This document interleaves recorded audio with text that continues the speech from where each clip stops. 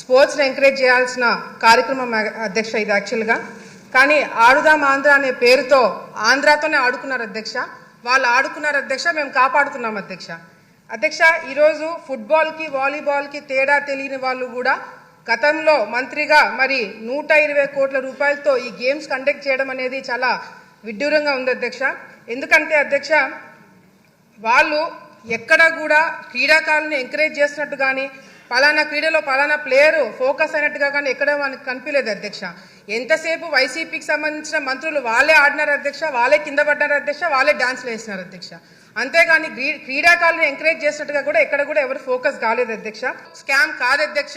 దాదాపుగా నాకు వచ్చిన ఇన్ఫర్మేషన్ మేము డెప్త్గా వెళ్ళి కనుక్కుంటే అధ్యక్ష, దాదాపుగా 400 కోట్ల రూపాయలు స్కామ్ జరిగిందనేది కూడా బయటికి వస్తుంది అధ్యక్ష, ఎంక్వైరీ పెట్టిస్తే. ఎందుకంటే కేవలము శాప్ తరపు నుంచి స్పోర్ట్స్ అథారిటీ నుంచి కాకుండా అధ్యక్ష, డిస్ట్రిక్ట్ ఫండ్స్ కూడా దీనిలో వాడినారని చెప్పి మాకు ఇన్ఫర్మేషన్ వచ్చింది అధ్యక్ష. దీని మీద దృష్టి పెట్టాలని చెప్పి కూడా కోరుకుంటూ